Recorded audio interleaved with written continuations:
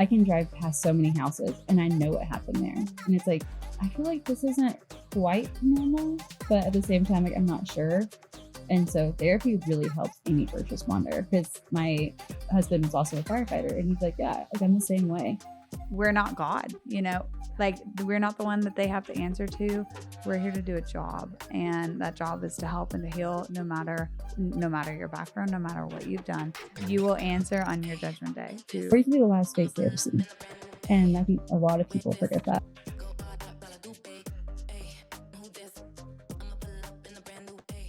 Welcome back to another episode of the Device Girls. Today we have on an incredible guest who has some incredible props. And so today we're going to learn all about being a paramedic. Joannah Horelica. Hi. Thank you for joining us on this episode of the Device Girls. I'm so excited to deep dive into your specialty and profession. If you want to go ahead and introduce yourself and tell us a little bit about who you are. Paramedic and me. I'm Joannah Horelica. I have been a paramedic in the city of Abilene for almost 11 years. Wow. So I started when I was really young, 18. I left Angelo State, came home, and I was too young to actually drive the ambulances. And so I had to go start in dispatch, and I was like, this isn't very fun. Yeah. And so I went back to school for paramedic, and then at that point, I was able to go onto the trucks. And I've been in the truck since 2015, January 2015. Wow. Okay. So how old do you have to be to drive a... At that time, we were privately owned. Oh, and okay. so you had to be 21 to drive. Okay. And I was 18 going on 19. Okay. And so Had we to wait. finally got bought out by a corporation. And they're Okay. like, you can be 18 to drive. I was like, yay. But then I was already almost a medic. Yeah. So, and I was only an EMT for like 3 months. And so anytime we're double medics on the truck, I tell them, I'm like, I'm a horrible EMT. Like, you don't want me to be the EMT, I'll just be the paramedic. And they're like, got it. I'm like, thank you. I'm the little passenger princess over here. Like, I'm not a good driver. I'm not a good EMT. Just Okay. Can you break down the difference between paramedic and Yes, EMT? please. yes. And there's actually a third one too, which gets a little confusing. So an EMT is emergency medical technician. So they are what we call like a basic. Okay. They can do CPR. They can do some like airway things, as long as they're basic maneuvers. And bandaging, splinting, a lot of like your basics. Okay. A little bit higher up than like first aid and things like that. Okay. And they're partnered with an ALS provider. So an ALS is going to be your paramedic or an advanced CMT. Okay. Advances can give some medications, not quite as many as a paramedic, and they can start IVs, do some of the airway things, but not as advanced as that paramedic is. And then once you have the paramedic, you're the highest you can be on that truck. So you can do intubation, crikes, give cardiac medication, give sedation. You can get paralytics. We can give, anything to these patients that could save their life. And so we're trained in all sorts of pharmacology. We're trained in all sorts of medical emergencies, trauma emergencies, cardiac. You name it. Yeah, you name it. It's like a ER and an ICU on wheels, if you think about it. Like, we do drips, intubation. Yeah. We do right then and there, just like they do in the ER, in their house or in a car, just to get them stable, to get them to those hospitals. Yeah. And so the paramedic is like that person in charge of the scene. They're the highest patch. And so they're kind of little ruler of the medical side of it. And then when it comes to fire, a lot of them are also paramedics. Okay. But they just don't transport the patients. Okay. And so we all can do the same thing, but then it comes down to who's transporting that patient. And since it's the ambulance provider who transports, they kind of take over the call a little bit when it comes to medical. So So is the EMT the one that will do the driving then? I'm assuming because, for the most part, if it's like a basic call, like someone has a hurt toe or they have a toothache and there's not a whole lot we can do in the field. And you would be surprised. Like, people do fall for those things, and I get it. They feel like that's a true emergency to them. But on the truck, there's not a whole lot we can do for them. Yeah. So in those situations, the EMT can take the call. So they'll monitor their vitals. They can do a whole assessment on them, and the paramedic can drive them to the hospital. I'm just a really bad driver. So I'll go ahead and take the patient. It's fine. But yes, EMTs can take calls as well, as long as they're just not an ALS skill being involved. They could take them as well. Okay. Interesting. Can you walk us through a little bit like walk us through the training of becoming a paramedic. What does that look like? So you have to start as an EMT. Okay. And so you start as EMT, and it's like a semester long program. If you go to like TSCC, that's the school here in town that it's like in person. Okay. You have online options, School of EMS, Texas School of EMS. There's a few others, PERCOM. And that's like at your own pace. So if you can read through these books and go do your skills and take your tests, it can be a couple weeks and you can be an EMT. It does not take long at all for that EMT level certification. And then for a paramedic, there's two kind of different types. You can do the online program for your paramedic and it's at your own pace, but you have a lot of clinical hours still. Like they don't shorten those for anyone. So you're in clinical ER, L&D, ICU, respiratory, OR to get intubations. Like you have to hit every part of the hospital. And there's tons of hours on the ambulance. We're talking like anywhere from 100 to 200 hours of just clinical time. You have to go in that box to hit so many different patient types. And then when you go to the physical school at TSCC, it's a little more structured because you have 1 day of class, sometimes 2, and you have that instructor-led class instead of like on your own teaching. And those are the two differences in the programming. That takes about 2 years. It's an associate's degree at the highest. And then you can always go up like bachelor's and things like that. What would that entail? And like what additional education would you have to have? So with your LP, which is your licensed paramedic, it's an associate's. So you can do anything on those trucks. So if you can pass the program, you get a course completion, and then you actually have to test a national level test. And you have 3 chances, take a refresher, and then 3 more. And if you fail those, you have to retake a whole entire program. Like, oh my gosh, you've maxed out, and you have to pay for these testing. So it's kind of like your like inflex if you think of nursing. They had to take these, national or state-based tests. We have to do the same thing. And so if you can't pass it, you don't get to go and treat these patients. And they're long and very stressful tests. Like it's hours in there. And it can range anywhere from like 80 questions to 150. Okay. So it's written. No oral or anything. Okay. Nope. It's on the computer. And they say it's standardized, but it's a tough test. Like it's definitely not like just go take it and have some fun. It definitely takes studying and really working on pharmacology and cardiology are probably the 2 biggest, I would say, on those tests. And then you have to have about 200 CE hours every. If you do national tests, it's every 2 years to keep your national license up. And then Texas is 4 years. So you can have the Texas to work in Texas. You don't have to keep your national license up. So if you move away, you have to retest your national. Okay. What's the benefit? You said you could take it to like a bachelor's level. So what's the benefits of doing that? If you wanted to go like PA one day, so physician's assistant, you can go get your bachelor's in biology. They do have like emergency management. There's some other ones. Just very like they're online schooling for the most part. But it gives you that 4-year degree with science background, and then you can start applying for like physician assistant programs, so PA programs, or even if you want to go something different, say you wanted to go physical therapy route, things like that. It just gives you that 4-year degree to help you branch off into your master's or a specialty and things like that. So a lot of people do. I know like 3 or 4 have gone from LP to BA, then up to a PA. And then there's 2 doctors in the ER that actually started out as EMTs. And then went all the way up to MD. Wow. And they're like amazing to sit and talk to. Like, especially when we take patients in there. Like, if I think I did something wrong or I just want to know more about it, they'll sit and talk with us forever because they've been all the way, from bottom up. And so they're really fun to talk to. And that goes to show you too, like you can start little bitty and just kind of just keep working up and up and up. That's awesome. There is just a difference in understanding and having perspective, like no matter what industry you're in, right? Like you have a different level of respect for what that person does in that role, and you can understand, I absolutely, I love that.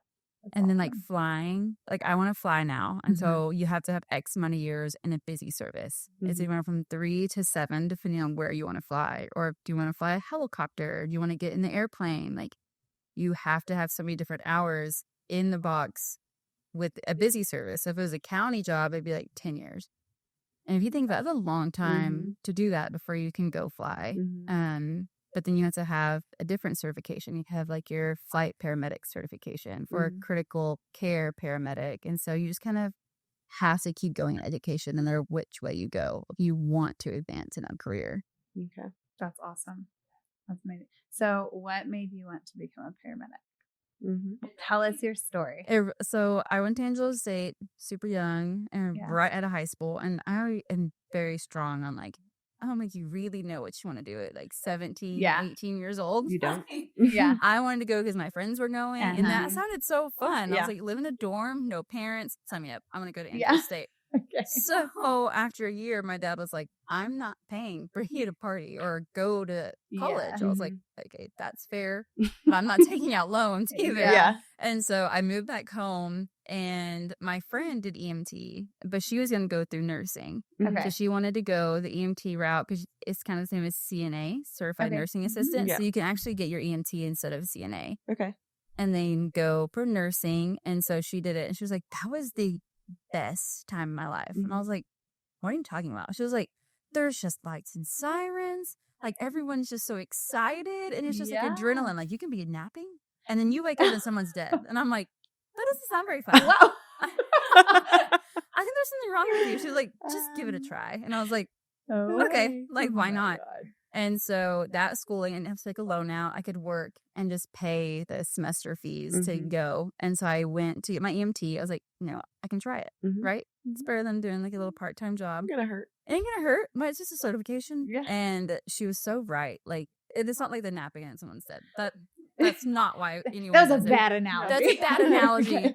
But it's just like that adrenaline. Like, Yeah. it's like you kind of go skydiving every day. Yeah. Because it's just, you can like run into people and they just want love and care. Mhm. Like they just want someone to talk to. Like mental health is right there. And so it's just knowing their resources. It's someone's hungry. And I actually always carry my lunch. And so I always carry extra snacks and waters on me. And so like we have a pretty big homeless population in Abilene. And so they will tell you like they called because they're hungry or like they're thirsty. And it's like, I don't want them to have this massive bill if they truly are just like that. So I want to take you to the hospital if you want to go. But if you're just hungry or thirsty, like, let me just give you this. And they're like, thank you. Or there are those like big trauma situations. And it's, I mean, that is, your adrenaline goes through the roof. Like there's nothing quite like just getting that dispatch call and it's, you don't know what it's going to be. It can be a fender bender and no one's hurt. Or it can be a rollover. And the whole family is just in critical care. And you're that person on scene that has to make all these decisions and contact the doctors. Or like, you're going in this ambulance, you're going in this one, like, I'll take these. And then your brain's just a complete overdrive. And then after the call, it's like everyone kind of sits and looks around. It's like, at least, like, what do we do now? Yeah. Like, we slept 8 hours of our shift. Yeah. Like, for some people, that's like, how do you do that every single day? Yeah. And it's like, I feel like I'm a very, like religious person. And so, like, I've, like, God called me into this position. And he helps guide, like, my decisions and my answers to things, or like my hands that I'm treating. Because there's sometimes it's like I'm like more quiet on scene, and thankfully I've been doing it long enough. Fire knows that, like, okay, her brain is working, like that's why she's kind of just, she stepped back, she's kind of quiet, and I let all of it come into my brain, and I'm like, okay, we're gonna do this, and this, like, just do that checklist, let's get what we can and let's go. And I've worked like that within the last 10 years, and it wasn't until like the last 3 I've started to have to go to therapy. And it wasn't because of like truly like struggling with my mental health because of what I've seen. It was just caring.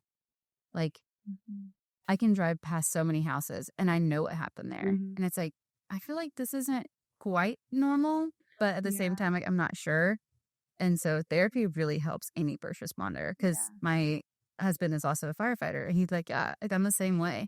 And so we would talk about it, and we both decided like therapy should probably be the best bet, because we do see horrible things. And when you put it in that perspective of like, I'm literally driving down the road in multiple of these houses, like, I know what happened in there. There's like not a street in Abilene at this point in my life that I can't get to without my maps. Wow. Yeah. Like, if like someone gave me an address, I can like if I have a rookie with me, I can be like, okay, go up here, turn left, and then 3 streets out, pick a right. It'll be on your right. Like you just learn it so quickly, and you're that person's like first person they see on the worst day of their life. And so it's like trying to be that positive, or trying to bring that smile, or trying to bring that like it's gonna be okay. Like, we're gonna do everything we can for your family or for you. And it takes a very strong willed person to do that, especially if you're doing it for so long. I feel like some people do it and they're like, this wasn't for me. And I'm like, that's fair. Like, that's hard to do. Yeah. And then some people do it and they're like, yeah, I think I'm supposed to be here or in a role like it. Yeah. And so that's where you get those long-termers. It's like, okay, Yeah. we can work through this. We can really get to the bottom of it and work together as a community. And we are with police, fire, and EMS. It's magical. A well-oiled machine. Yeah. Yeah. That's Awesome. amazing. Is that how you had met your husband? Yeah. It was like they call it Snowmageddon. It was like 2019 Oh gosh, yeah. or 2020. Yeah. Everything was just iced over. Yeah. Yeah. Well, unfortunately, first responders don't get it off. It's iced over. And so, like I told you, I'm a bad driver. So I was like, this is not going to be the day. We're like sliding around on ice. And I just remember like we're trying to get this patient out, and we're like not gooping off, but like trying to figure out how we're going to get up there. Like this is just sheets of ice. Yeah. And I got back in the truck, and my partner at the time knew him. And I just remember I was like, he was so hot. She was like, yeah. Yeah. Yeah. Yeah. And I've never really I've always told myself, like, you probably shouldn't date like where like you were. Probably not the smartest idea. Yeah. And I was like, it's okay. And then she was like, hey, she thinks you're cute. So we added each other on Snapchat, but never messaged. And then kind of grew from there. Well, the rest is history. Yeah. Wow. That's awesome. Oh my gosh. Oh, Oh it's my God. fun. Like, it's just, you're a family. Yeah. Like, you're so tight knit. And it's just, Yeah. you know all of them. Like, it's so big, but at the same time, it's like, you know all the names. Like, there's not a scene you go on. It's like, who's that? Yeah. Like, even if they're a rookie, it's like, okay. Like, see them once, see them twice, and then use, like, your family after that. Yeah. So tell us about your schedule. What does your schedule look like as a paramedic? Scheduling is horrible. So I do 12-hour shifts. That is my truck that I'm supposed to be on. So I do 6:30 in the morning to 6:30 p.m. Okay. And then there's overtime, there's on-call, and there can be mandatory holdovers. And so you can work anywhere from 12 to 48 hours on a box. Okay. And then there's 2 48-hour trucks stationed. Yeah, so 48 hours on an ambulance sitting in the passenger seat. Dang. Yeah. And so like you don't get to stay at like home base or something? 2 trucks too. That's like that's their schedule. So they're allowed that time. Okay. But if they have overtime or they need holdovers or they ask you, then no. It's on the streets, and we are stationed all around town. Okay. Do you have specific spots y'all are supposed to be at, or how many have to be? The way How's the that company work? I work for works is we have 5 posts all the time. Okay. And then when calls start dropping, we have to move trucks to cover the city that's best accordingly. So Okay. we try and always cover the center, because the center can get anywhere in town within, 10 minutes at max. If we have 2 trucks, south and north, and they can always come to the middle if they need to. And if there's 3, it's like a straight line down the center of town. And so you have the north, middle, and south fully covered. Okay. And then after that, you just kind of post them that we need. There was like a whole meeting about it with the higher ups. And they like mapped out calls. They mapped out the city of Abilene, and they mapped out where exactly Wow. would be best Yeah. to put these trucks. And we've done that since, I would say the last 8 years. My first 2 years, we stationed at the station, and we all would respond from there. But response times were getting longer, especially the more Abilene got bigger, like past Kirby or Phantom, and we cover Hamby. So there's just areas that are a little too far from our home base for us to get to in a decent time. And so it was like, how do we move trucks around? And then there's the county can work 4896s. So they are stationed. Okay. So you don't Are there- work for the county then? No, I work in the city. Okay. Okay. Yeah. And I've done some county. Okay. And I really love the city. Yeah. And I think it's because I live here. My babies are in the city. Mhm. My family is in the county. And so I do have great friends that work in the Yeah. county. And I fully trust the county paramedics as well. Yeah. But I think growing up in the county makes it a little too close to home for me. Like, Mhm. I went to Gym Ned, and so it was kind of like, to work out in Gym Ned, I know any call I ran, I'm gonna know them. Yeah. And so it was like, I am just not really ready for that. Yeah. Yeah. Like, Yeah. I do see people I know, on some calls, but it's not every call. Yeah. Yeah. And so for me, it was like a little too close for home Yeah. on that one. Totally So understand that's why I that. decided to stay in the city. And then I do want to fly. Mhm. And so you had to have those 3 to 5 years. Granted, I waited a long time to want to fly. And so now it's like, okay, I'm ready. I'll take, my certifications and work my way that way now. Yeah. But now that I have Yeah. the seniority to do so, Yeah. I can fly for almost anywhere. That's Yeah. awesome. What does y'all's response time have to be It to a differs. call? If it's Or so ideal. we have them all different. So in the city of Abilene, the calls are kind of labeled Alpha, which is non-emergent, Bravo is emergent, and that's just ambulance response. Okay. Then you have fire responding, and it's Charlie and EMS, and they respond non-emergent, and then Delta is emergent for everyone. And Okay. then Echo is a cardiac arrest of some sort. Okay. So respiratory arrest, cardiac arrest, choking, drowning, and that usually entails police response as well. Mhm. So police is going to be responding to those. Okay. And then if it's anything suspicious, so if it's an assault or if it's an overdose or anything that you feel like you're going to want that police presence, just even if it's for your safety, the patient's safety, anything, police will always go. Like, you can always request them, or they'll even tell us to stage and then let them clear the scene, make sure it's safe, and then they call us up to it. And so Okay. I have always felt very safe Mm-hmm. going on to the calls that I've gone on to. Okay. And that's always been nice for me because I Yeah. know, like, in bigger cities, we've all read stories on, like, Dallas and Houston and San Antonio. I'm like, my mom's like, why do you want to do this? Like, you're right there in their homes. And I'm like, yes, but I have always felt safe. Yeah. And so that's always been a big factor for me. I think if I start feeling unsafe, I might look at it differently. Mhm. But right now I feel really good. Yeah. So is it Missy actually mentioned that like her and Mark, her partner, like they're partners. Is it the same in y'all's world? Like, you have a team, you take the same call shifts, you two are always in the same bus together. yes. So essentially when everything is fully staffed, you have your partner. Okay. I am an open spot. And so I am always on the same truck. And Okay. then I get part-time EMTs or medics that come and work Yeah. with me. But Okay. starting, I had the same partner. I think it was like I have the 3-year curse, but they went on to be firefighters. And so that was always what they wanted to be. So they Yeah. would start at Metro, or they would start in the county, or they would start, all these different places around here and just work up until they could apply for the Abilene Fire Department or Dallas Fire or Houston Fire. And then they would go on.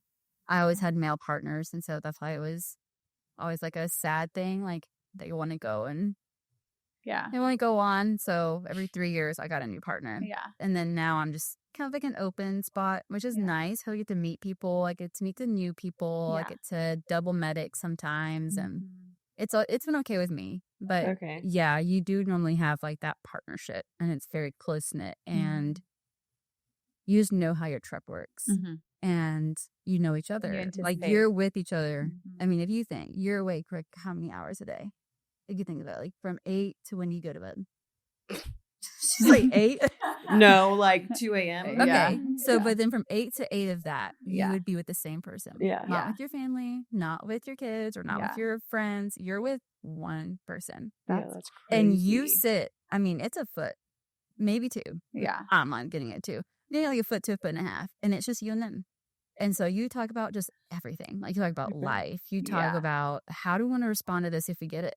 Yeah. Because you don't see everything every day. And so it's like, okay, if we get this, how, like, let's roll it out. So Yeah, that way when okay. you Yeah. go on it, you're not standing there like, oh man, what are we going to What do? are we gonna And Yeah. everyone's Yeah. kind of looking at you. And so you just get that bond with them. Yeah. And then when they are married or have those significant others. Sometimes they can meet you. Like I'll go have coffee if like you're at a post that has it, and then you get to know like their spouses. I've met some of like my best friends as like that's my awesome. partners and their wives, Yeah. and that's always been really great. Mhm. Is Yeah. to have those friendships and to have like that trust with them. Yeah. It's like Absolutely. come see us anytime you want. If you want to know, text me. I'll let you know Yeah, what they're yeah. doing. Like I don't mind. Yeah.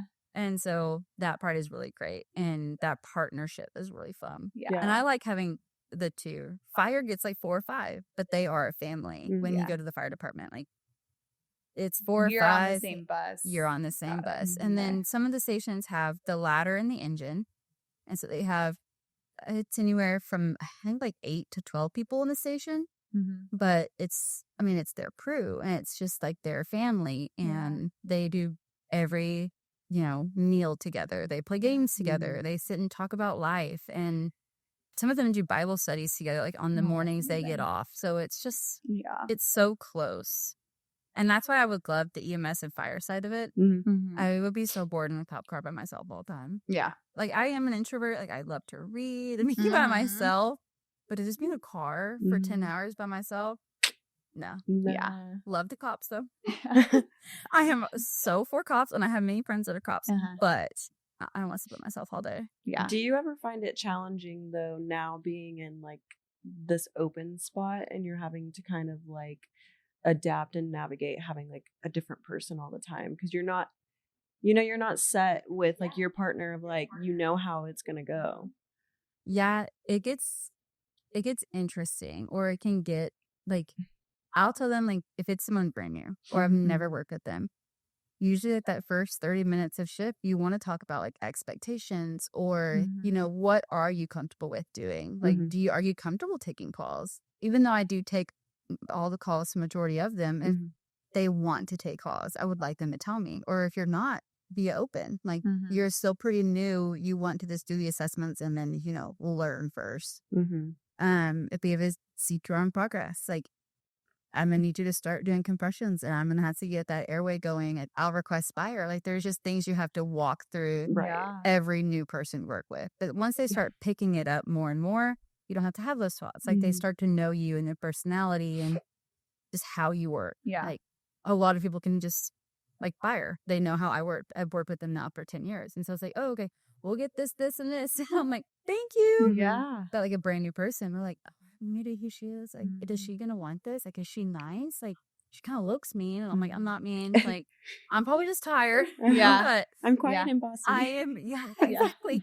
I'm gonna read. I'm gonna sit over here and hang out. But no, it can be very difficult. Or like if your personalities are different. Like, that is a challenge I've ran into a few times. But I'm so open like to knowing everyone. Like I love to know people and people with different perspectives, beliefs, religion, because we run on those. Like I can't be judgmental or biased to certain things. Yeah. Right. And so when you get that partner and say I'm listening to worship music and they want to tell you like, well, I'm like Antichrist. And it's like, okay, so we're about to change all the whole shifts. And so it's just kind of like, okay, like, let's change this up. Or you go out to the prison and, run these calls on people who you don't want to know what they did. Right. But at the same time, it's like, I'm about to be in the back of this ambulance with them for an X amount of time. Like, and you want to know.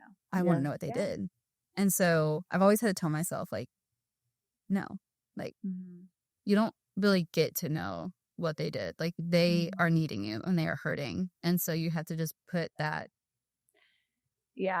those shoes on. It's like, okay, like, let's help, let's heal, let's get them to the hospital. And then security will tell us, or someone will tell us if we needed to know that. But it's I don't get to know. It's very interesting you just said that, because I just saw this, I think it was on Facebook or something, some type of video anyway, and it was a surgeon. He was at a scrub sink and he's scrubbing in, and it's like, I'm scrubbing into a surgery to save this man's life, and he just killed a mother and a daughter on the road, and he was a drunk driver, and but he's like, what do they call it? What is the oath? Not the Hippocratic oath, but anyway.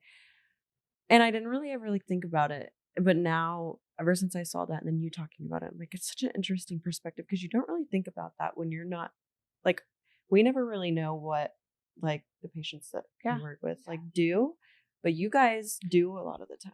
We 'Cause see you're right prison there on guards in scene. the OR. You know, like sometimes I walk into cases and there's a guard posted up outside. There's a guard inside. It's not our place to know. It's not our place to judge.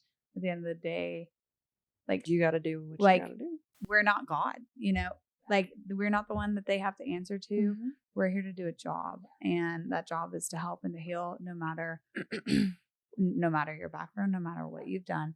You will answer on your judgment day too. That's not my job. Yeah. And so it's like, okay, Yeah. like healing hands are what I'm here for. And Yep.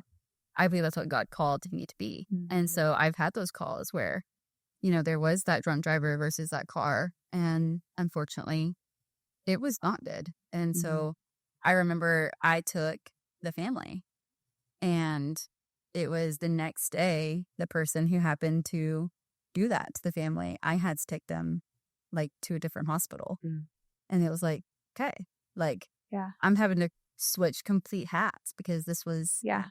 not the same call yesterday as it is today. And so How do you feel as though, like in those moments, because let's be real, we're still human, right? So like we still, even though we don't want to, we still pass judgment when we try not to. We still like have feelings about things. And how do you feel as though you lean on your faith in those moments and find peace in like being able to continue doing what you know you're here to do, what the Lord's like called you here to do, and not, you know. I think that is one thing that I'm still learning, like God's voice. Like it's still very new to me, but I have not heard him say, like, it's time for you to not do this. Like, because there's been times I wanted to be a stay-at-home mom or figure that out. Like, because I have babies. And it was like a definite, like, no, Yeah. you're where you need to be. Yeah. There's been times at work and I'm like, I want to be done. Like, Yeah. you're just exhausted. Or like that call took everything out. You're just crying in the ambulance bay. And you do pray. And it's like, hey, like, that wasn't fun. And he's like, well, no, but I put you there for that reason to run that call. And so, like, lean on me and I'll give you the strength to keep going. And we're going to keep going. And that's what's pushed me. And I know therapy is okay. And I know that, you know, seeking help and like you really need it is okay. And it took me a long time to realize that, because growing up, like, I didn't get therapy or any sort of mental health guidance because my family's from that generation. I'm like, go when you're going to cry about it. And when you're done, come on out. Yeah. Well, I don't get to do that anymore as an adult. Right. My kids are crying. My patients are crying. Yeah. And now I'm crying. It's just like, okay, like there's got to be someone to guide me because I can't guide myself. And so God does guide, I feel like, me and my decisions in my hands. And then that's when I feel like just that I literally feel like a blanket over me on so many of the calls. And I think that's when like everyone can kind of sit, I'm just quiet. And it's like, okay, that It's like blanket you're, like, is peace. coming on. Yeah. And like- I have to do what I am trained and what I went to school for and what I truly feel like God is moving through me to help these people. And I can cry about it after the call. but right now, like, I can't. Like, you just have to do it. And it's like one of those moments of like, if you were to walk away, it would be like, actually, I can't. And like you leave, like they're going to take your license. Like, it's not like okay, we'll just call someone else over here. Like, no, like if you abandon that patient, then I mean, bye. Yeah. Like, it's not So when you made the comment earlier that you asked them, are you comfortable taking calls? What do you mean by that? Like, you have the option to respond to a call if and they're take a call. lower cert than you. So like, I'm the ALS provider on the truck. And so Okay. if like my EMT is newer Okay. and they're working a 911 shift, it might be like their second shift off of training. Okay. If they are comfortable like doing a patient assessment, that's like asking a patient all their questions. Like, are you hurting? Where are you hurting? How long have you been hurting? Do you take meds? Are you allergic to anything? Like, working through our whole patient assessment. And if they're comfortable, if I think it's a BLS call, okay, I'm not going to give any meds. The protocol doesn't call for it. And their vitals are stable and they're walkie talkie, everything else. My partner legally could take those calls. Okay. But if they tell me like, I'm just not comfortable yet, like, then I would say, okay, I'm not going to argue with them. It's a simple, okay, like, that's great. I'm so happy they're learning and we're doing these assessments and trying. And so that's why I've always asked them that at the beginning of shifts. Like, do you want to take balls or do you want to assist and help? Like, where is your like mindset? Where is your heart? Like, what would you like to do? Like, I'm okay with any of the above. And that's where they're like, okay, like, or let me try one, or like, let me see how I feel, you know, by myself in the back of that truck. Yeah. It's different than when you're in school training and you have like that, how it's called, the safety net Heck yeah. underneath you. And when you lose It's that safety true, net, yeah. it's just kind of like, haha, just kidding. Yeah. They have that option of being like, all right, I'm gonna help up there and drive. Where when that safety net leaves that paramedic, that's just you. And so that was probably the weirdest feeling, because you're in school for 200 hours on clinical. You have not only like the safety net of like a preceptor, then you have the school safety net, you got some medical insurance safety net, malpractice, got lots of safety nets.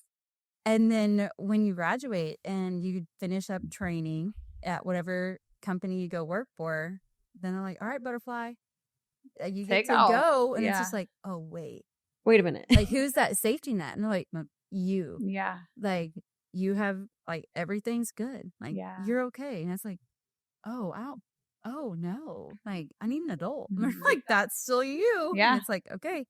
And that took a little bit too. And it was like hit the ground running. Yeah. And Wow. I've been running ever since. What were some of the largest or biggest challenges that you faced, like right out of school? Right in out of training? school. I know that was like 10 years ago. You still remember it though. Yeah. You remember those clinical hours because you're in clinical free. Like, you don't get paid for Consequence-free clinical. Yeah. environment. And then some of them are still working. I had to work through school. And then, I mean, you sleep at some point. I don't remember sleeping a whole lot, but you slept some. Yeah. But then Yeah. some of them are moms and dads. And I'm like, my heart hurts for them. Because I'm like, Yeah. I couldn't imagine. Like, I work at 24 and I'm like, yeah, it's not 80. Yeah. And my friend's like, when I go like to dinner, I'm like, Yeah. I don't. They I got twins and a 4-year-old at home. I want to go Uh-huh. hang out with them. Like, they're so fun. But I think the biggest challenge for me was balancing, I guess, social life Yeah. and what work life looked like. Mhm. Or you're in school, 2 years with these classmates and y'all are so close and you're doing these clinicals together. And when you graduate, you kind of all go work different places. And so, trying to keep up with your classmates or seeing how everyone's doing or seeing if they need help was pretty difficult. And then, I don't know, I had a lot of fun. Like, I got my own place and I feel like that's when like my life started. Yeah. Was when I finished paramedic school. Like, before that, like, I had fun. It was, for all my friends and like my people and my family, and they supported me through it. And then when it was done, it was like, okay, like, here we go. And then after your first couple of like really serious calls and those ones that just take your breath away, you ask yourself, like, do I really want to do this? And you, like, there's people like on the truck, and they don't come back. Like, many students have ran a clinical and they see, I'm not cut out. This is things. not for me. yeah, and they won't come back. And it's like, that's fair. Like, I remember those feelings, and it's just like, okay. Yeah. Are there any specific stories that stick out to you or that you would be comfortable sharing that have maybe shaped you as a paramedic? Or I think that anything, so before I had kids, there were, colleagues that had kids. I think that anything, like, before I had kids, I would, try and help them with those calls. Like, I would jump them or try and take that burden off of them. Because it's, no matter how hard you try, if there is a call and it's a pediatric, which is a child, you see your child in that child. And so it just like takes your breath away. And I didn't realize that at all because I heard mom say that like when I was a lot younger, and I was like, okay, I'll just help you out. But then once I had kids and had those calls, it was like I know it's not my child, but at the same time, like, you care for that child like it's yours. And it just, that's what takes everything out of you. But at the same time, it was like, I think it shaped anyone as a paramedic once they see that and have that, because it's like, if I can do that, or I can work through that, then I'm okay. I can keep going. And that's where I believe therapy helps, or peer groups, or anything. because if you carry that for too long by yourself, like you get burnt out or you do quit the field. Like there is a very high, and this is the dark part of it, but there's a high turnover and a high suicide rate for anyone in EMS and fire. Because, I mean, you see everyone's biggest nightmare every single day.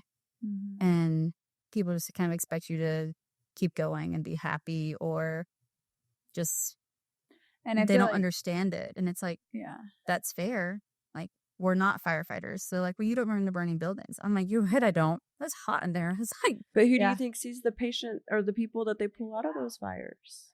Yeah. And I think that's a hard, and like, we also assist like with fire. Like, we do their vitals. Like, we try and take care of our firefighters when they do go in. But also you get responses to suicides, to overdoses. We have to take like the NICU teams sometimes to like the county hospitals to take them to deliver these premature babies, to bring them back to Hendricks. And yes, like they're in there to take care of that patient, but at the same time, it's like you're traveling, like you're carrying them. And even that, like I'm not even the one driving, and I will feel so heady until we get them back to a NICU, because it's just, I had NICU babies, or I've had that baby, and it's just like, get to them safely, like please get them safe, like, because there's, at that point we take a doctor, an RT, a nurse, us, and so parents can't ride, and so you just kind of hand off your NICU baby and then see you at the hospital, and that is where it's just like, see you there, and like everything leaves your body until you get there. And anything pediatric from me shaped me as a medic, but also is like some of the hardest I've seen.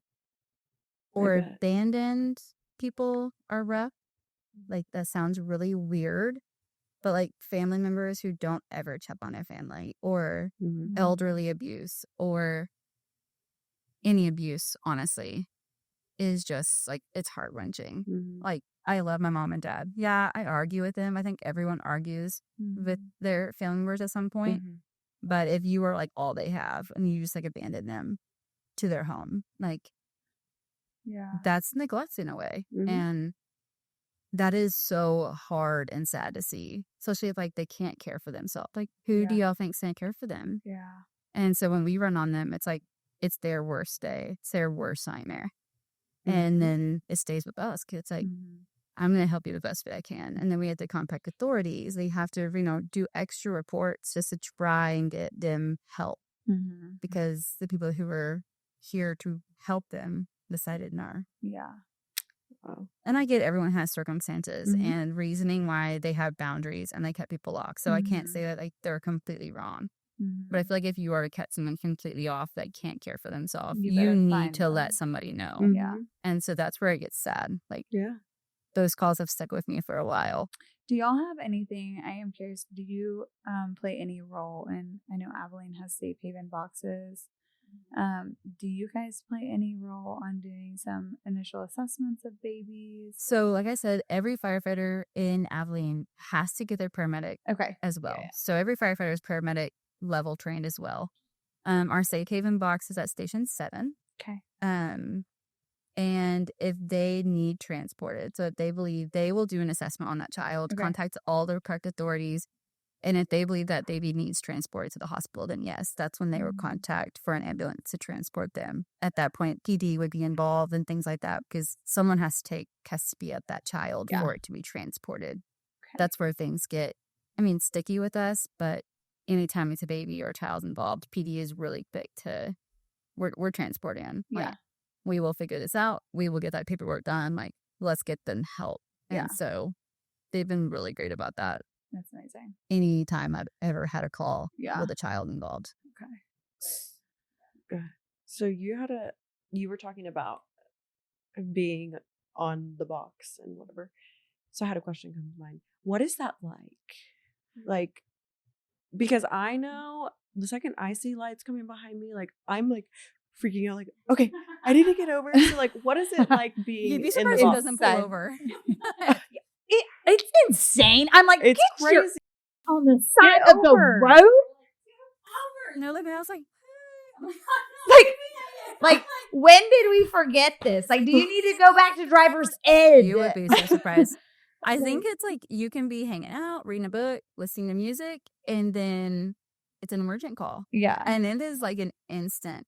Like I can't really even describe it. Like it's like a euphoric adrenaline just like through your body because you don't know what it's going to be till you get there. So you can hear like a backstory from dispatch, like it's a fall or it's a car wreck and someone's entrapped and 3 cars involved, fire's going, PD's going. That's all you got. And so it's like it can be 3 little fender benders and everyone's fine. It's like, great. Bring that adrenaline back down, read your book, meditate, listen to music. Yeah. Or you can get there and there are very critical patients or there's people actually trapped and they had to put the jaws of life. But then there's like some on the side that, they're hurt, that they're not as hurt. And so it's like we have to triage these patients and we have to bring more ambulances in. And then it gets to be a full scene and your adrenaline is blind the entire time. Yeah. Like there's not an ounce of you that isn't just ready. Like it's the most like on your toes, all your knowledge is just flowing through you. Like, I'm ready. Let's go. Like, and you just lean on everybody. Yeah. Like, what do you think? Like, what do you want to do? And you just start bouncing off each other. And since we work together so closely, it flows so beautifully. Like, okay, we're going to get 2 more ambulances. They're going to take these. Will you take this? And it's like, yeah, it sounds great. I have to wait for them to get here. Can't abandon anybody now. So it just, it's wild. It's. What do those calls look like to more rural communities, like outside or in the country? Like if you get a page to like BFE, That's when we're so grateful for those helicopters because so Taylor County EMS is just, right outside of Abilene, but they even have some that, think 277 going to St. Angelo. Yeah. They have really bad car wrecks out there. Yeah. And unfortunately, it's like covered in trees, terrain, the road. Sometimes they can land a bird, sometimes they can't. And so they're having to travel a longer distance with these very critical patients and starting drips. They're having to intubate. They're having to pull. That's when we're really thankful for our volunteer fire because they are on those seas with them. And a lot of them are retired fire or they're actually current firefighters. And that's like what they do on the side. And they ride with them and they help them. Like they're like their extra set of hands to help them in the back. But you're going to have a longer response time and you're going to really want, those helicopter moments. And that's what they're truly like there for is those, like we need rapid response to a big facility right now. Yeah. And we just don't have that ability. Yeah. And thankfully there's enough helicopters around that kind of covers all the counties until we get to like UNC for JPS, like our major trauma link facilities, which is fantastic. Yeah. Anything burn wise is getting transported out. Yeah. We have burns like the scariest and like our doctors can stabilize them, but they've got to go. Yeah. Like they need so much, plastic, airway, pain, surgery. Like there's just so much to those burn patients. And helicopters are a saving grace. They're like their lifesavers, and they're right there, which is what's like the closest hospital y'all? I guess they transport them out to. Oh, we've gone everywhere. We've gone Dallas, Fort Worth, Richardson, San Antonio, Houston, El Paso. I think someone's gone to Oklahoma before. Like we can take them anywhere. Yeah, that's accepted. Yeah. And especially if like it's rainy or it's stormy, helicopters can't fly. Yeah. And so it is everything by ground. Yeah. And so you have to just, go. Yeah. And that's when, and that's actually how I knew I did not like to drive. I do remember that story so vividly. And I hope my partner listens to this podcast from the time. So I just got cleared, hey, you can drive now. I was like, yeah, it's icy outside. It's stormy. I don't even like to drive my personal vehicle in the snow, much less an ambulance. I was like, this is not it. Like, I'm not having time in my life. Like, this is not fun. And it was a really bad call. And they're like, hey, they can't stay here. Like, they need a bigger hospital. You have to drive them to Fort Worth. And I was like, are we joking? Yeah. Wow. I have to drive them? And they're like, yes. I'm like, cool. That's great. Thank you. I white knuckled that steering wheel. Oh, I bet. And Yeah. of course, 2.5 hour Fort Worth trip, but it's icy. So we're talking like almost 5-hour trip. I mean, just my hands were almost numb. I had tears coming down my eyes at one point. And my partner was like, "You're doing fine." I'm like, "I'm going 25 and I don't feel like I'm doing fine."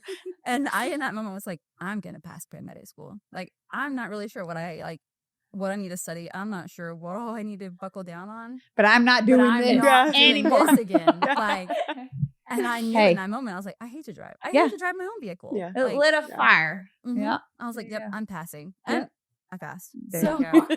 and I told everyone that story. Like, "What do you mean you don't drive?" I'm like, there was this one time I went to Fort Worth for 5 hours and my hands were numb. I had tears going down my face. My whole body was sweating. Oh, I was like, gosh. 1, I think I'm diagnosing myself with anxiety. And then 2, this is not fun. Yeah. And then other people were like, "Oh, yeah, I listened to music all the way. Like, traffic was a little bad." I'm like, "That's great. I'm so glad Good. you enjoyed that because I did not like to drive." We all have strengths. This is not mine. This is not mine. And anyone that works with me can tell you, like, "Oh, yeah, she didn't drive." Yeah. Or now I know I'm a bad driver. So I'm like, "Do you want me to drive?" You're like, "No." Yeah. I'm like, "Okay." Yeah. I offered just so you remember that. And they're like, "I'll remember it. You're not driving still." I'm Yeah. like, "Okay, that's fair. I won't drive." That's Now so it's just like the funny. running joke. Like, "Oh, you're working with Joanna? Yeah, she's not going to drive." Yeah. And they're like, "Why?" You'll find Let her. out. Yeah, let her drive. And then she'll show you why she doesn't drive. And I'm like, it's not that bad.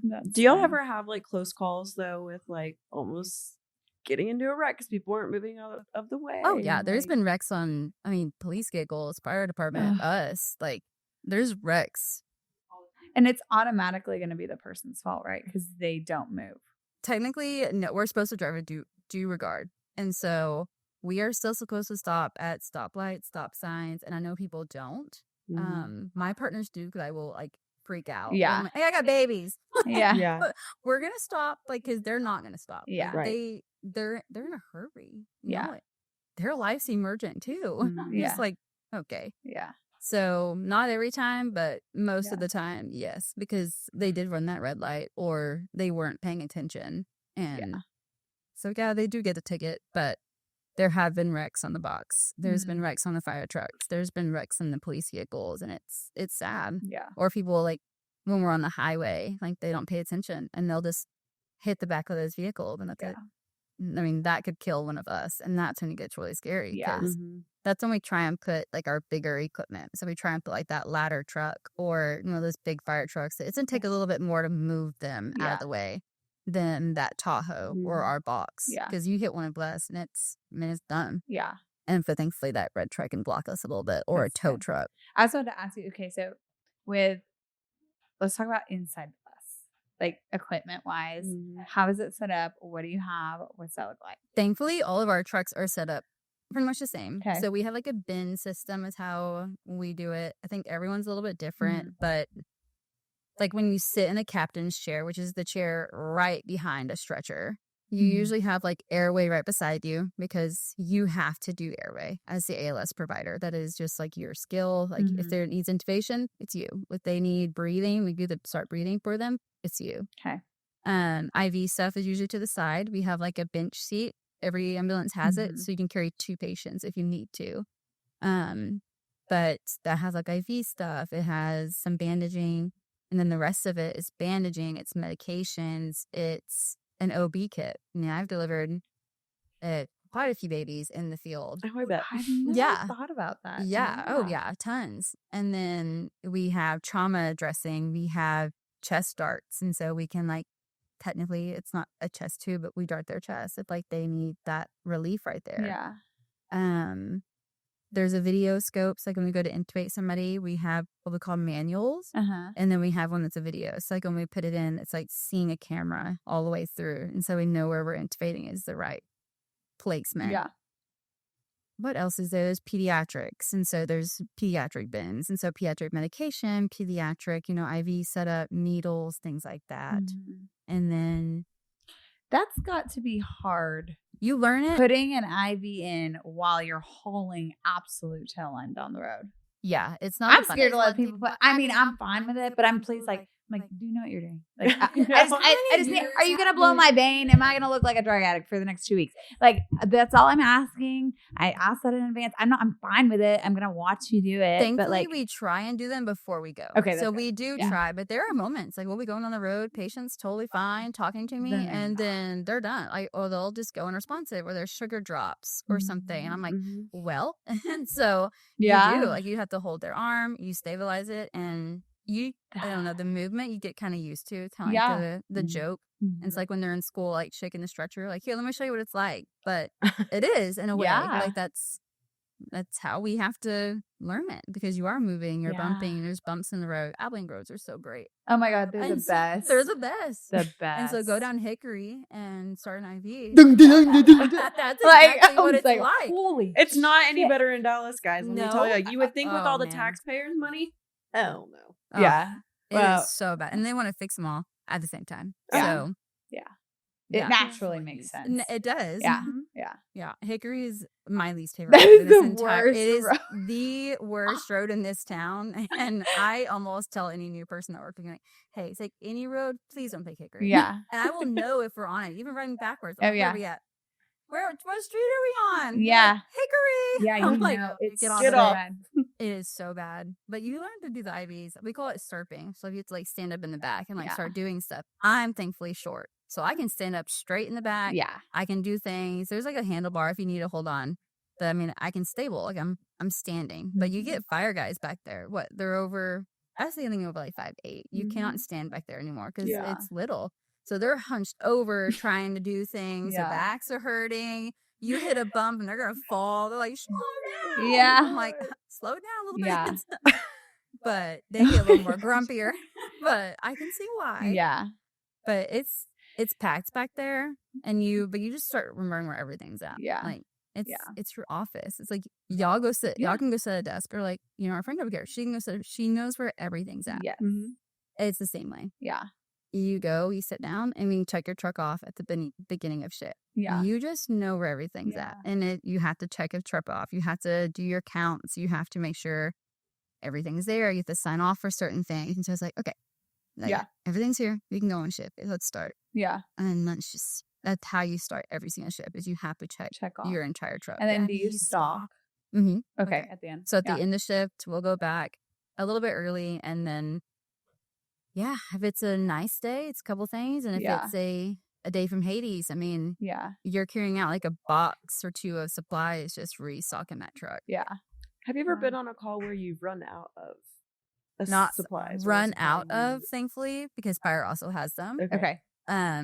But if we start getting like particularly low, say we're running like back to back and we're just using tons of stuff, we can call back to our headquarters, our station, and ask for critical supply, and they'll kind of pull us out of service for just these 10-15 minutes to restock, to get revamped, and then go back on the street. Okay. Do you say that like there's a good balance in, it's not just always back to back trauma? Yeah, I would say it's pretty balanced. Like, I would say there's more medical than like true trauma. Yeah. My son had his first ambulance ride, not this summer, but he was 2.5. We were getting off the airplane. We were in a layover in Dallas. He loves to ride the suitcases. And the wheel of the suitcase went in between the plane and like the on-ramp that you like, get off to. And so he fell and his head split open on the side of the plane. Like he fell, whacked it, just start screaming.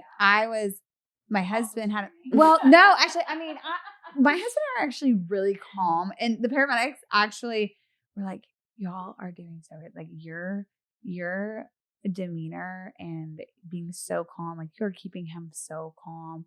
Like, so there was a guy that kind of cut me off so Dustin got out and into the aisle, and then this other guy was clearly in a hurry. So he like cut me off. So I was behind with my nephew. And so immediately, like I kind of shove him out of the way, and I pick up my son, and I'm like, but he is like there's blood, like just, and the head bleeds so bad. It's so vascular. So any sort of cut, it's blood. And so I'm like, okay, yep, we gotta get out of here. And as soon as and then also I have no vehicle. Like, Because you're, at an airport. yeah. And Naturally. just because it was a head injury, he's young. Like, I don't want to risk another, like, because we were able to, control the bleeding, but it's like, I don't really want to get on another flight. God forbid something happens while we're up there. Like, let's just be safe. Let's take him. So he had his first little ambulance ride, and y'all were so, like, the paramedics were just so amazing. They gave him a teddy bear. Oh yeah, we do love kids. Yeah. Like, oh my gosh, he was like living his best life. And then we get to the hospital, they give him a balm pop this big. I'm like, what is going on here? Like, this is not. Correct. Like, we just finished vacation. I don't need him to think like this is how we ended. Like, it's oh my gosh, yeah. He did.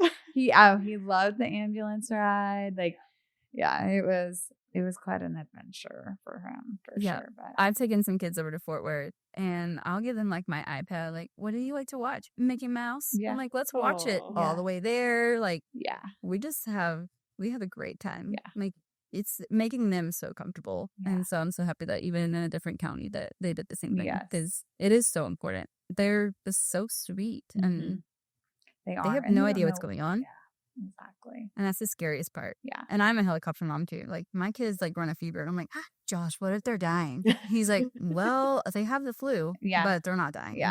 I'm like, I think they are. He's like, Yeah. we're not taking them to the hospital. Yeah. I'm like, fine. Yeah. They fall and hit their head. I'm like, we're going to the hospital. He's Yeah. like, no, we're not. Yeah. Like, no, They'll be we're okay. They'll be okay. Throw yeah. some Yeah. super glue on it. Yeah. not. If there's blood, we're Yeah. going. But Yeah. if they they just knock it and like they laugh, I'm like, are they okay? I was just like, I think so. Yeah. As a paramedic, I'm curious about this because some surgeons Mm-hmm. have certain, equipment or things at their house. Like, if they've got to suture you up or a little extra derma bond, You know, never hurt nobody. Yeah, exactly. Exactly. Do you have your little secret stash of supply? I just like bandaging stuff. Okay. Really. Yeah. I'm terrified of needles. And Okay. so my kids naturally are terrified Yeah. of needles. Mhm.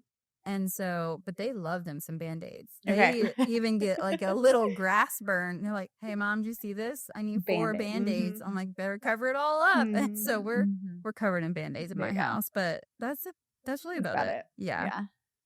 Yeah. Right. Yeah. Josh has taught me a lot about like to rub dirt on it. Yeah. That's fun. Yeah. And so, like, you don't have like, in the same house anymore. We lean on each other so heavily Yeah. when it comes to the kids, and That's awesome.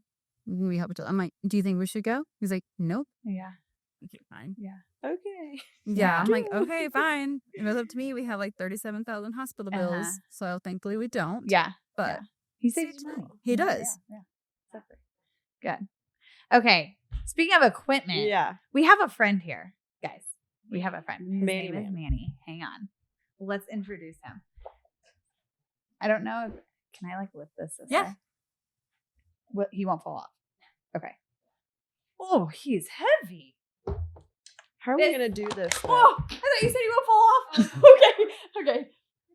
Okay. I hope you got that on video.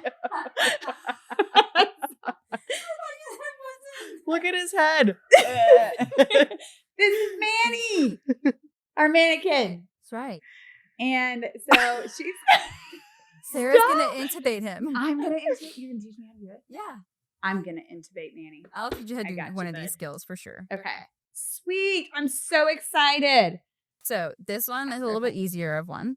Okay. So thankfully with these, mend his little head right. So you want him to kind of have his mouth open, ready. Okay. You do have to actually like lube anything you put in their airway, because if they're like elder or their mouths are permanently open, very dry. And Okay. so you're gonna go try and stick it in, and just not go anywhere. So everyone has the lube. So you'll spray it. Okay. And thankfully this one's a lot easier than a tube. So this one, you're gonna put like facing his tongue and then just push down. That's it. That's it. Like all the way in. Just like that until you meet. So that's where you'll stop. Oh, okay. Nope, that's perfect. Okay. It can't go any further. It'll stop itself. Okay. And then you put this on it, and we would attach this to oxygen and then squeeze your bag. Just Yep. sit here and bag. You see the lungs? Oh heck yeah. So then you would do it once every like 5 to 6 seconds. So I always tap my foot if I'm doing it in the truck, and then every 5th little tap, I'll do the airway. So those are called eye gels. So those are going to be, usually our front line in any sort of like CPR or something like that, because they're the fastest advanced airway we can just place in there. Okay. This This is is- crazy. Mhm. Oh my gosh. So if someone goes down right now and we have this stuff, yeah, we could one do CPR and one just push them. Wow. And then say they decide not to take that anymore, or they throw up the tube, or they're throwing up around the tube, and you start seeing a lot of blood. Okay. Happens quite often. And then we would have to move over into the actual tubes. So these are called Okay. ET tubes, endotracheal tubes. And we'll also lube that one up. Start doing that on those beautiful table. It comes off by this on the table. So then we're going to pull up 10 mils, go to right here. So whoever is with you will help prep all this stuff. Okay. So it'll be ready right beside you. You don't put anything in there. It's just Nope, it's okay, just for air. Okay. So it will, so this little guy at the bottom is the balloon, and you'll pump it up. And so nothing can get around the tube when you're in the right spot. Okay. And you Except stick for that air. in. Yep. in So here in that a one? second, we'll pull that one out. Okay. The The full, full- like full. Yep. We'll pull everything off.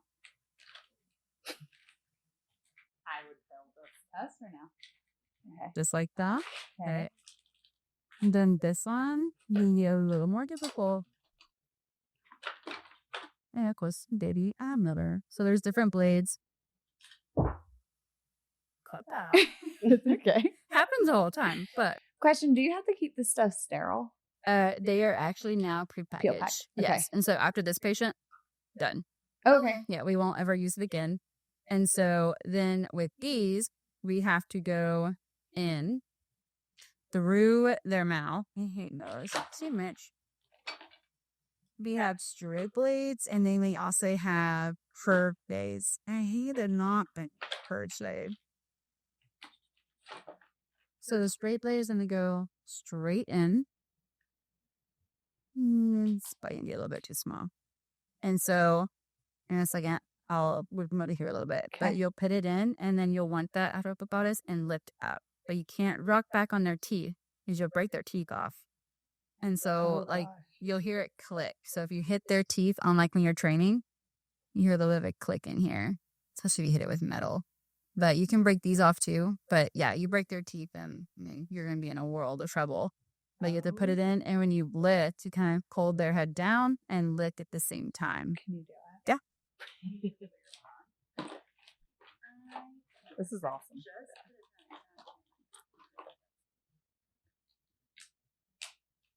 Okay. Oh.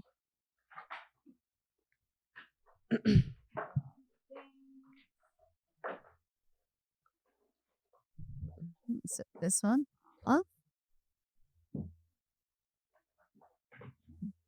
So you go and slide, and then you kick up. And so you can see right in there where you intubate. Not do local bits. Oh, let me see. Oh my gosh. Yeah. Mom. Hello, dear. You go.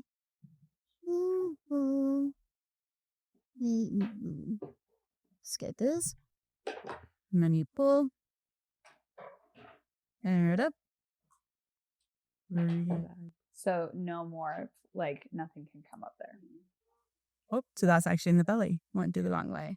Okay. And so when you hear that sound, you're in the belly, but we also don't see lung sounds inflating. Okay. So we'd have someone listen, and then they could say, hey, your tube's bad. So you want to pull it back out, rebreathe through them through another eye gel, and then we can go back in. You only want to Okay. try like 2 or 3 times before you just pull it. Okay. Some people are what we call it interior. Super hard to see. Okay.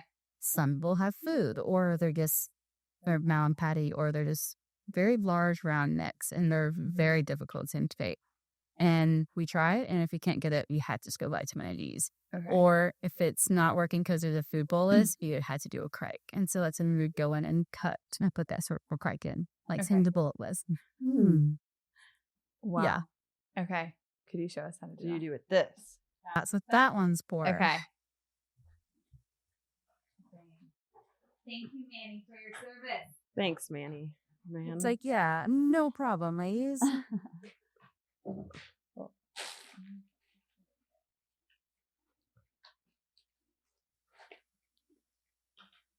I will pull out all the stuff for a preg, Okay. but putting it all together is quite a bit. Okay. Yeah, Well, it that's was a a lot.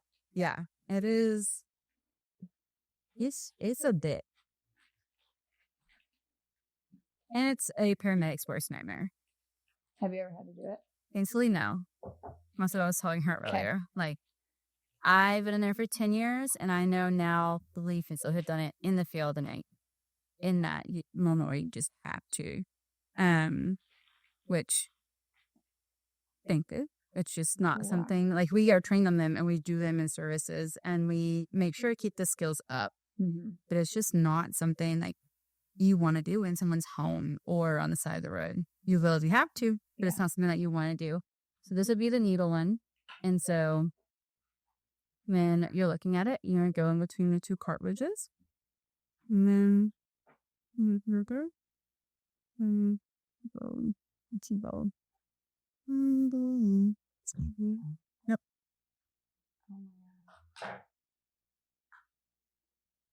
Didn't take that part off. But it would go right through there. But that then you open the EMT. But that would be the tube that's being to run.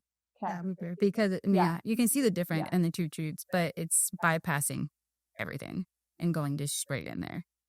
And then you secure it, wrist, all the things. This is a needle one, so it's called the needle preg kit, and this is surgical. So this is a scalpel. This is sterile. This is Why would you choose between, like, what would make you choose?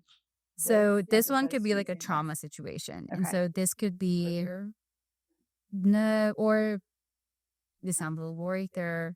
Face is just kind of off. That sounds really bad. My rainy, the face is off. Yeah. No, now he can't really tell what's going on. Do you still have like V's and the anatomy that you can see? You can use this. You have like a food bolus and it is physically stuck. That's when you want to go over to be surgical and cut full and then put it. Wow. That's wild. Yeah. It's, like I said, it is a carditis with a number. Oh my gosh. So how often do you have to reinsert on these? We do those you do in-house trainings every quarter, so 4 times a year. Okay. And we'll do lots of like surgical corrects, so the needle corrects, and they do lots of pediatrics on those because of the things that you don't see as often and the things that our skills can go bad in. Now, each patient or IVs or medications, it's always nice to brush up on them, and we do that too, but they're just not as uncommon as these are. And so what we do is a little more often. Wow. That is wild. And I'm going to catch a lot of shit missing my intuition. I just want you to know that.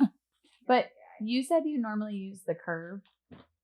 Yes. So this is a Miller blade. And so it's our straight blade, goes just directly in and lifts. Why would you choose between this or the curved? So the curved one's a Mac, and you move the tongue out of the way.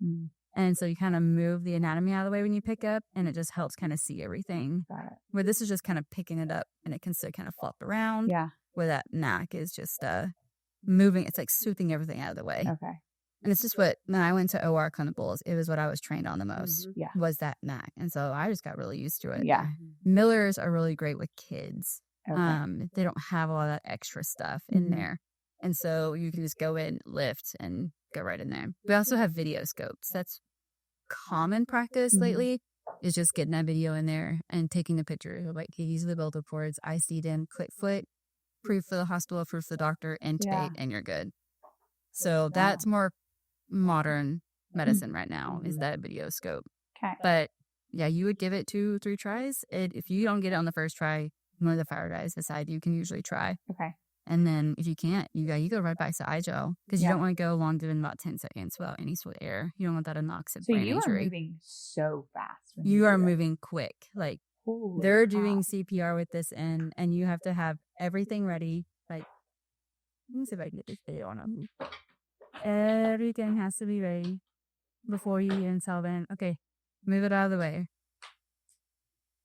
And so everything's good. This is good. So all of this you just trash if you have to use it. Except for this. You don't sterilize. Oh. This gets sterilized, but like anything that goes in their mouth, it's. Do you have a sterile processing at your? We send it base? up, and then we get the supplies back. Got it. Yeah, they would do CPR and you would ask them to pause it for like 10 seconds and then you'll pull, have someone hold it, go in, and I just broke his teeth. You hear it? Okay. Yeah. So, oh, you good? Move his head down. Go. And I can see it, but it won't go in the tube. Like, Okay. I can see the bubble fluids. But, Yeah.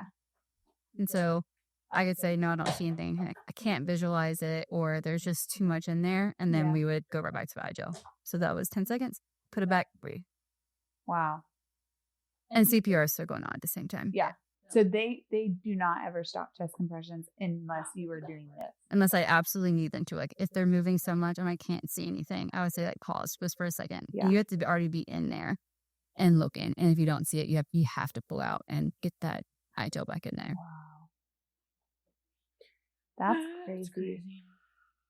So how often do you have to intubate patients? There's always different reasoning behind it. Any CPR, for the most part, is going to get intubated unless there's time to recant, so the IGEL.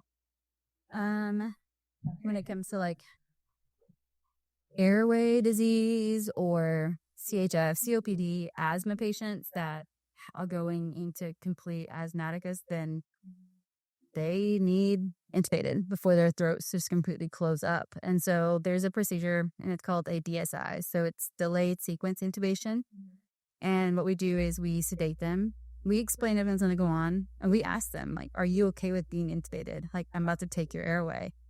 And a lot of them know, or they've had it, or they're scared. You can just explain it as quickly as you can. Mm-hmm. And we sedate them, and then we completely paralyze them, and then we intubate them. And in a moving vehicle. Yes. That's all while, like, in your ambulance. And then you intubate, get everything going, get their airway back, get them breathing through your BVM. And then you tell your partner, like, let's go. And then you have to keep them sedated and keep them paralyzed with drips. And, I mean, haul ass to the hospital at that point. And you're calling the oncoming facility, like, hey, I got this, I did this, they're intubated. So that way RT can be there, they can be ready. Pharmacists can be there, get different drips going, everything. That happens more often than like crites and stuff like that. Yeah. The DSI is pretty common. Okay. Common. A few a month for sure. Wow. Yeah. Wow. That is unreal. Yeah. People like, you do that? Yeah. You can tell your kid, I'm a super. Not on this guy, but yeah. This guy's just getting that. Manny, you're throwing a fit. Okay, quit. I'm not about the old one, dang. I've intubated him 100 times. He was like, I could use a new one. Kenny, if you do watch this, you do that on purpose. Probably. He probably did. This would be so funny. That's so sad. No. I say no, but so there are patients who just can't. Yeah.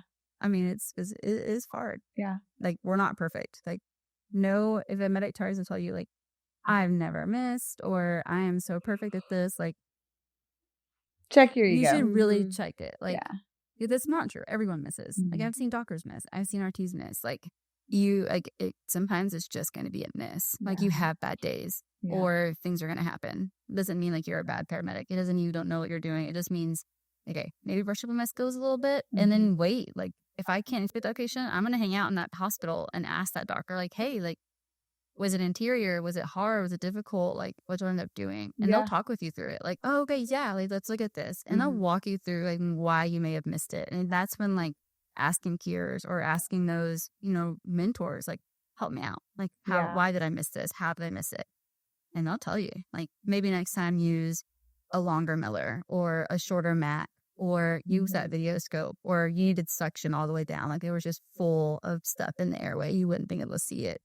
Okay. And that's when they're super helpful. And that's this part. That's awesome. So are you, like, when you drop a patient off in the ER, where does, like, your scope of practice and care end? Like, when we pass off report. Yeah. Okay. So we have to look at the nurse, give a full report, and they have to sign that they received that patient. Okay. And so until we get a signature that I gave it to Sarah Smith, Mhm. you know, she signed for it. That's her patient. That's the hospitalist patient now. That's when you can start, you know, getting your truck ready, wiping the stretcher, getting it ready for the next patient, getting that documentation, getting the paperwork that you need, and then just go to the next fall. Your turnaround, usually, if we're super busy, can be 8 minutes. Holy crap. And they are paging me out of the hospital. Like, hey, we got calls holding. Like, you ready? And it's like, oh, not yet, but we will be in like 2 minutes. Yeah. And then there's sometimes they can be like 15, 20. It could be like Yeah. major trauma, and you're still working on paperwork, and you know their name's not Jane Doe. You know, family's coming, and so you want to get that name and birthday and stuff like that. Okay. Because we are able to follow up with patient care. Like, Okay. you know, what happened to them? What was their diagnosis? Why were they admitted and stuff like that? So it Mhm. always helps our train of thought of, okay, I was on the right track of my treatment wise, Yeah. or I was way off. Yeah. And so that's always really nice too, Yeah. to be able to see that. And that's when our continuing education comes in. And our medical directors sit with us and they do CEs, or they do, you know, they do quarterly meetings as well. Yeah. We'll go over charts or chest pains and treatments for them and strokes, and just sitting down. It's with us and the fire department and CE classes and work with us. Wow. That's awesome. Similar to flight Yeah. nurse and stuff. Yeah. That's really cool. It's unbelievable to see how, and that's what I love. I mean, I'm just in awe every time like we sit down with somebody Mhm. on the podcast. Like, there's so many disciplines, right? Yeah. But there's so like everybody works together in some capacity, and everybody plays a role in that next person's touch with that patient. Mm-hmm. And so it's so cool to see and learn about everybody's different scopes of practice and what everybody gets to, what their different role is in patient care. So, and then seeing all parts of the hospital. Like, yeah. There's Mhm. not a floor I haven't been to or Yeah. taken a patient to or pulled the patient from. Yeah. And that part's always so crazy. It's like, you would think like we just go out there, grab them, take them, and drop them off, and like that's it. Mm-hmm. But we see so much more. Like, you Mhm. can drop them off and we need to go to Dallas, or, you know, some of them, they're hospice patients. And so you take them back to hospice, or you take them back home, or, Mhm. I mean, it's just, you see so much more than this. It's not drop them off and that's it. Yeah. They kind of, it's like a little story. And That's I'm awesome. big on books. And so I love visiting. Mm-hmm. Sometimes I don't like series end for like a good book. I don't mind ending. Yeah. And so when it's like you get to know how that story ended or how they're ending Mhm. up, it just makes you feel really good. Yeah. Mm-hmm. I love that. That's Me something too. that in our side of the industry, we don't see. We don't, like, for me, like, I debrief with surgeons. Okay, like, can you walk me through what this case is about to look like? Why? Like, what are these patients' comorbidities?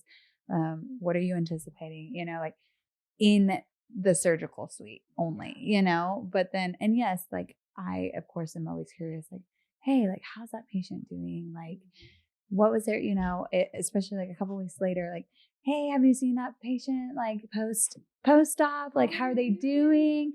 But like, we never get that touch.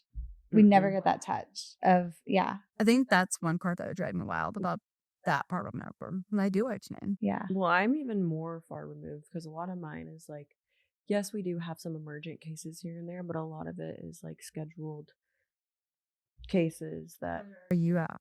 Like, she's in GI, or take it, and you said choline. So, well, I'm in soft tissue robotics. So I'm in lots of different. I'm in soft tissue spine. surgical. Okay. So spine surgery is like, yes, there are some like emergent cases and stuff, but like most of the time, Yeah, they're You're scheduled. not getting and a it's random like, thing in her spine know, unless you need it. And there's not really like, yes, there is trauma in spine, but then that's going to like a trauma surgeon first. And so it's like, they'll see you in like 2 days. Yeah. Like, they'll stabilize them first, and then exactly. Yeah. Yeah. So, see, and like right now we're growing so much in the acute care space. So I'm starting to see more of, okay, patients coming in ED, and then like what needs to go back to surgery, but it's still not, I mean, most of what ours is not like a trauma. I would have to say, like, no offense, I would get so bored. Really? Yeah. You'd be surprised. But Like, I've heard nurses that are like, no, okay, it's nuts. I'm like, Yeah. I believe that. And Yeah. I think that there will be a time where I want slow Yeah. or I Yeah. want Yeah. like that calm and relaxing. And like I said, I'm just waiting Yeah. for God to say, okay, like, Yeah. Once like you know the procedure and the critical aspects of it, there's still like parts of There's it that's like like exciting parts. there's Yeah. it is like, oh my gosh. We have But- patients sometimes with like a suspicious like cyst or like a tumor or like cancer we're removing. We're like putting it in. Like one of them was so gross it looked like a loogie mucus that the doc was pulling out, going in a cup. It didn't bother me. I thought it was cool as hell, but just out of the vertebral body, and it ended up being cancer. But like, Oh, yeah. just stuff like that. Like, See, it's, like, weird it's in like the not your OR. everyday. It's like, yeah, it's like Yeah. oh, I genuinely think like I can pretty much deal with any bodily fluid and even most smells because I can step back and like control myself. We have a mask on, breathe through my mouth, or I'm like avoiding. oh, Like- see, like we're supposed to wear masks sometimes, but it's so hot out there. Yeah. It's like sometimes Yeah, but like the throw up, no. Mm-mm. yeah. When I was It's pregnant, which not. the smells were so much worse when you were pregnant. oh, I'm sure. And I was in EMS on every pregnancy I had. And Amazon sold these little clear like things you can put in your nose, like little nose rings, and they're like scented with oils, like Peppermint? essential oils and stuff like Mm. that. Okay. I probably paid the electric bill to whoever owns that company. Like I kept them in my nose at all times, and I could Wow. still smell some things. Mm-hmm. But then ever since not being pregnant, key is like the Wicked. one smell. I'm just like, oh no, and they're like, what? I'm like, Can't. I can't. Mhm. We're about to go into something that's not very pretty. Like, what do you mean? I'm like, we'll see. Like, yeah, it is like the strongest smell to me. Like, I don't like to hear people throwing up, but smelling it, I'm like, okay, I'll put the mask on, whatever. Mhm. Hoop, same way. Like, Yeah. gross, but we see it. Ew. Pee is just, No, dude, and like if I like the throw up thing, automatically I'll soil my pants because I'll throw up and turn I pee. Yeah, I pee myself every time. Every time. So it's like, okay, well, then you're dealing with both. then we have 2 patients. Yeah. Yeah. Wow. Yep. Nope, smells are not it at all. Yeah. Mm-mm. So, what is like your biggest advice you would give to somebody who wants to become a paramedic or EMT or go down that route? They're not doing it for the money at first. You do get there. You're doing it because you want to help people. Mhm. Like, truly, like, that is the only reason I feel like you go into EMS. Like, or it could be a stepping stone for fire, and it can be a stepping stone to like a bigger future. Mm-hmm. But to want to go into it like out of high school, even then when you're older, you're truly doing it to help somebody. Mhm. And those like on their worst day, like it can be so silly to us. Like they're too big, that I said earlier. To us, that sounds so silly, but to them, like they are in like some of the worst kind they have probably felt. Mhm. And so, yes, like you want to giggle or to be your partner and roll your eyes, but that's still like you're a patient and they're expecting you to stay professional. They're expecting you to care for them the best way like you can. And if you can do that and then turn around into something super out of the blue or trauma or a heart attack or a stroke and not just be like, this is a lot, and you're probably not good. Or Yeah. go into like a hoarder house or go into some of these like really bad situations Mhm. and then turn around and be like, that was not fun. But to be able to process, then you want to help those people, not be like disgusted with them or judge them or not want to touch them because they're covered in something or they soiled themselves. That they still need something. Mhm. And unfortunately, your hands are the ones that have to do that. Mhm. And if they're like, I can't, then it's like you really have to think that through because you don't get to take. Like, I Mhm. would love to go into only clean, beautiful sanitary houses that Yeah. smell like my candles in the fall. Mhm. That's not the case. So that's No. like 1 in like 200 houses that we go into. Really? Do they smell like a beautiful fall day with cinnamon? But Oh, not very often. Yeah. And so it's just being strong-minded. It's being wanting to help people. Mhm. It's, you're not doing it for money. Like, Mhm. especially as an EMT, they're the lower paid, but you can work up and you can build. Mhm. And What would you say separates a good paramedic from a great paramedic? I think heart. Yeah. Yeah. Like you can be a good paramedic and know your skills and know anatomy. You can know biology. You can know why and the physiology and everything else. Pathophysiology of everything. But just because you know it, but you don't have the heart to want to care for people. Mhm. Like you're just doing it because you wanted something to do, or you truly are just trying to take a paycheck home to your family. Mhm. But you're just, I call it like just like numb inside, or just like black. Yeah. Then I feel like you can be a good medic, but to be a great one, like your heart truly is in it. Like you're there because you want to help. You love people. Yeah. And that's a big part of it. Is you can be introverted all day at home Mhm. and have your cat, your books, like your silent time. Mhm. But when you go to work, it's like love those people. Mhm. Even the people that go against religion, they go against your beliefs, they go against, even like that intuition that you feel.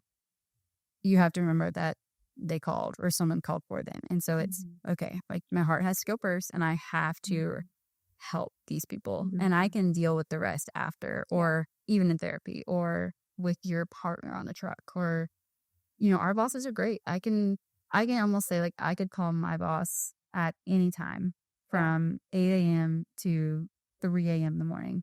If I truly called her work phone, she would answer it and be like, are you okay? Yeah. Like what's going on, and just like help us through it. And then our male managers are the same way. Like, are you okay? What's going on? Like, let's walk through it. And it's just, they have heart too. Yeah. And that's like the culture we're trying to change, is having heart makes a big difference. And showing up and just doing their job and going home and being miserable and having heart and wanting to be there and helping the community, I think is the two. And you can truly see it in some people. Yeah. And that's always like a hard part. It's wanting to change your culture where you work, but some people are bleeding love and happiness and like helping.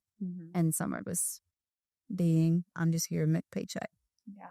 And it's like, yeah, maybe you should go like be a Into truck different- driver or yeah. a janitor or something where you can just be by yourself and get your paycheck. Yeah. Because these people depend on your face before they go to a hospital. Yeah. Or you could be the last face they ever seen. And I think a lot of people forget that. Yeah. And there's only one, there have been a few times where there was one, and I was the last face that she saw before she went out, but we were able to bring her back. And she came like to our station and like hugged me and my partner and like brought us a card and like this cake. And she told me, she's like, I just remember being in the bath and I looked at you and then that was it. And I was like, I'm so thankful if you're walking and everything's okay. Yeah. And I'm happy that she got to see that base of like care and love, and not something I was like, oh, great, like let's get some help. And so I like that's a difference in my heart, the difference in my two. Yeah. They can be smarter than me. They probably could have intubated Mandy Man here. But Mandy Man. at the same time, I got an eye gel. So Yeah. Mandy Man's still breathing. And I can get the next patient. Yeah. Like, no one's perfect. Yeah. And if they think they're perfect, they should probably go see the managers and talk. I'm not perfect. Yeah. I'm late to work a lot of times. My managers get real mad. And that is really bad of me. But I think everyone has flaws, and it's just having grace and knowing you still have your job. Yeah. And I think that being in the field for 10 years, like you love your job at that point. Yeah. 100%. Even when you're young. Like I'm 31. And so it's been a minute in the field. And there hasn't been a day that I'm just like, I think I'm ready to quit. Like, I want to go and be a bank teller. Yeah. But kudos to bank tellers. Yeah. I think you're great. Yeah. Nothing against them. But I haven't woke up and just had that urge to just Be a bank teller. to be a bank teller or to be anything other than the girl in the box. Yeah. Yeah. Right. Yeah. The girl that's coming to help. Yeah. I love that. Well, Joanna, thank you. Thank you. So Of much. course. Thank you so much for having me. I had so much fun. No, Thank you for we did coming too. Like, on. this is so fun. Learned so much. Oh my gosh. It's such a good field. Yeah. Like, it's fun. Yeah. Thank you so much for what you do for patients in our Thank you community. for what y'all do. Thank you. I didn't even just say about stop the bullying. Oh, no. Oh, no. You're I fine. just don't want to do it yet. You're fine. Yeah. Trust no, me, no. we deal Yeah. with other things that are exciting. Yeah. Aside from just the patients on the Yeah. job. So, Fair. But No, seriously. Thank you so much. Of Yes, course. thank you. Thank y'all so much for having me. I Yes, had so much of fun. course. And Me I too. can't wait to catch hell from missing many men here. Be nice. Be nice. Be nice. That's all I'm She going to missed say. it too. I missed it too. Yeah. I didn't miss even it too. try, so Yeah. Oh, yeah. So thank you. Thank y'all so Appreciate much. it. I had a All lot of fun. You did too. Tune in